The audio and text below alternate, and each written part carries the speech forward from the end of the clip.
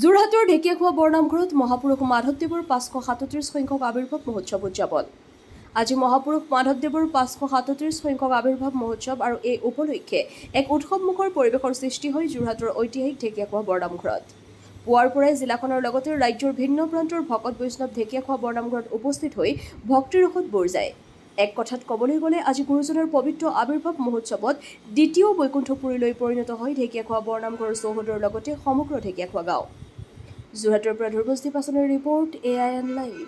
আজি মহাপুৰুষ মাধৱদেৱৰ 537 সংখ্যক জন্মজয়ন্তী।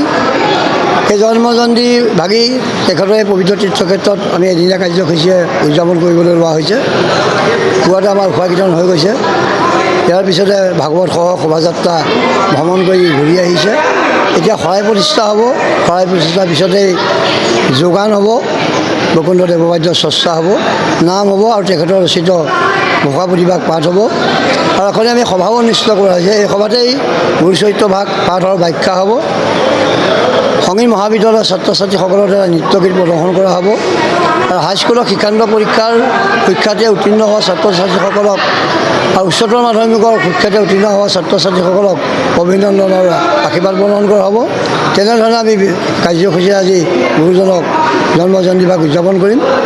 এই সুযোগতে আমাৰ সংবাদ মাধ্যম, জিলা প্ৰশাসন বা নৱগঠিত আমাৰ মুখ্যমন্ত্ৰীকে মুখ্য কৰি সাংসদ, মন্ত্ৰী, বিধায়ক সকলোকে আমি আশীৰ্বাদ প্ৰদান কৰিছোঁ। অসমবাসীক আমি সেৱা জনাইছোঁ। আমি সকলো একেলগে থাকি আমি জাতি, ধৰ্ম, বৰ্ণ, ভাষা নিৰ্বিশেষে গুৰুজনৰ কলা কৃষ্টি সংস্কৃতিসমূহ আমি জীয়াই ৰাখিবলৈ প্ৰয়াস কৰিছোঁ। উঠি অহা প্ৰজন্মৰ নামঘৰলৈ আহক, এজন সুস্থ সবল নাগৰিক হৈ নিজৰ ঘৰখন, গাঁওখন, দেশ মাতৃক সেৱা কৰিবলৈ আগবাঢ়ি যাওক, কৰ্মৰ জীৱনৰ পথ বিচাৰি লওক।